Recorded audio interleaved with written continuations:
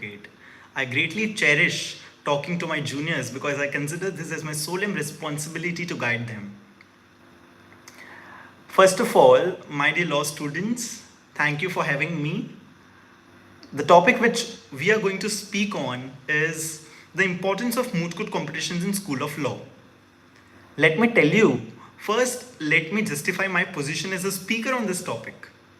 During my course of 5 years in law school, I remember I participated in around 15 moot court competitions, both inter and intra-college.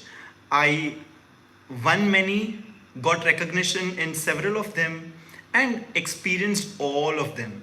So I'm well positioned to deliver an address on this topic. For easy comprehension, I can divide the topics into 4 parts. First is the relation between a moot court competition and real court litigation. Second is benefits of participating in national moot court. Third, advantages of organizing a national moot court. Fourth, importance of moot court from the perspective of law school, which is least talked but deserves more attention. Let me start with the first one, the relation between real courts and moot court. I have been in practice for quite a long time now. I can say this with certainty that moot court has really helped me acing in real court litigation.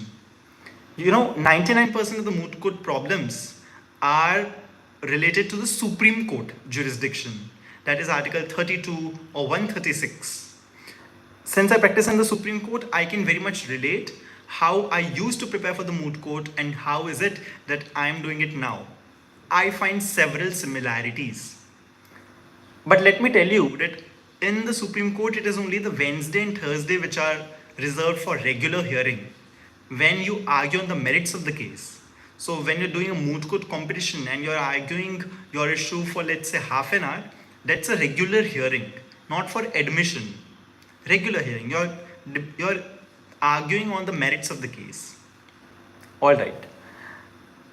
There are various similarities.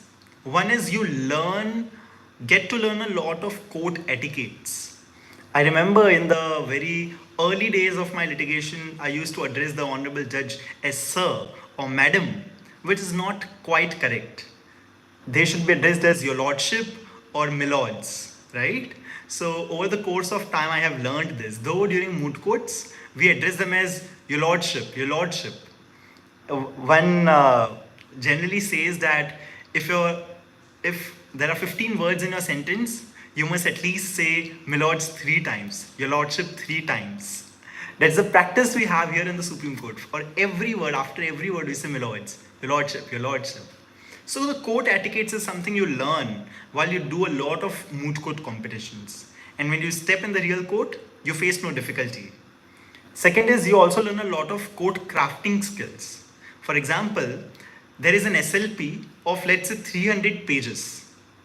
In the interest of time, we do not take more than 3 minutes to present our case before the court.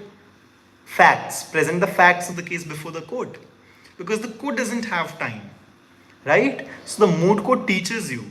You have spent months doing labor, drafting moot court, but you get only a limited amount of time in describing your issues, arguing on the grounds. That's what real court do. So our race is always against time. This is something which you can learn from the moot court. Now, what are the advantages of participating in a national moot court competition? There are various advantages. Let me start from participation first. When you participate, you meet a lot of students from different backgrounds, different law schools, different states, different jurisdictions. You get to know each other's views. You connect with each other. If you maintain your relationship, they are really going to help you in future. For instance, I remember participating in Nalsar Moot Court competition, Hyderabad, and I get in connection with many friends there. They now send me cases to the Supreme Court. They practice in the High Court. They're constantly sending me cases for the Supreme Court. This is how your connections help. So you get to connect with a lot of colleagues who today or tomorrow are going to help you in some or the other way. Second, you get to know a lot of advocates who are practicing because they become the judge. If you argue well, they are going to notice you, they are going to be connected with you. You can then connect with them on LinkedIn. Again, you build connections. Third, if you, for example, win a moot court competition, or if you research well, or if, let's say, you have been recognized as the best speaker, they are going to offer you internships because most of the moot court societies now collaborate with tier 1, tier 2 law firms. So in that course, you can learn a lot. You get good internship opportunities, both online, offline. Tier 1 law firms, judicial, quasi-judicial bodies, chambers of High Court, Supreme Court judges. What else do you want and expect from a moot court competition? So there are various advantages of participating in a national moot. You must always do that. Make a good team, draft your proposition well, read the facts from top to bottom, from head to toe, several times, hundreds of times, and then present well. All right. Let me come to the third limb of my subject, that is benefits of organizing a national moot. There are several, let me tell you. Despite participating, you should also engage yourself in organizing a moot court. Be a part of the moot court society of your university, because when you do that, you learn a lot of administrative tasks which goes behind organizing a 2-day moot court competition. Months of labor and hard work is put on by the Moot Court Society.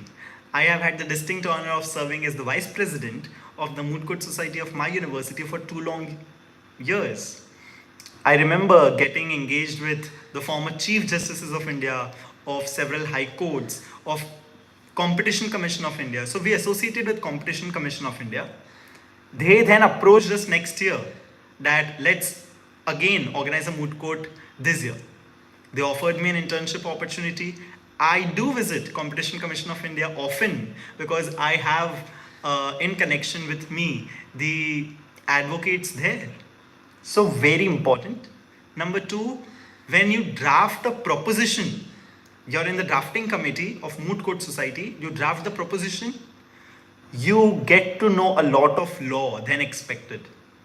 You would have never thought, because when you draft a moot court proposition, you have to see several nuances of law. You can't see anything in segregation and isolate one thing and not the other. That's not the way. If it is for, let's say, IPR law, you also have to learn, is there any interplay between competition law, antitrust law, criminal law, corporate law, company law? You have to then see the rules and many different things. Then you have to appoint judges, present before them your problem, the solution, grounds, probable outcome.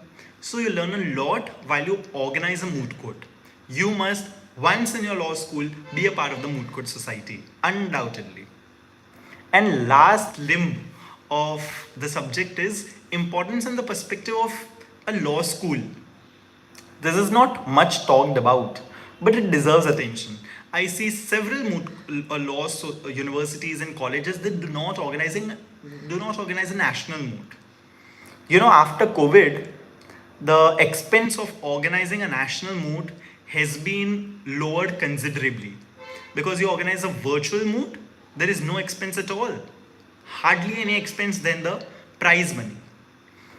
But when you do that, you get recognition at national level. Students and professionals from across jurisdiction knows that there exists a university XYZ, it is organizing a moot court. And if it is organized well enough, let me assure you, you get a lot of opportunities coming your way, knocking your door. So do organize law schools, do organize moot court competitions. Feel free to get in touch if you want to get help in moot proposition, memos, etc. But do that. You may not do it well for the first twice or thrice, first 3 times. But once you get there, believe me, there is nothing which can stop you. So I'm not delving into the tips and tricks of acing a moot court for the time being. I'm limiting myself to the subject of importance. I see I have already bypassed my time with 30 seconds, so I will not take much time. But do participate in as many moot court competitions as you can. And for more such legal knowledge, do connect with me on Instagram page, DAV page, where I teach you the DAV page of laws. Thank you so much for having me. In case of any questions, feel free to ask me.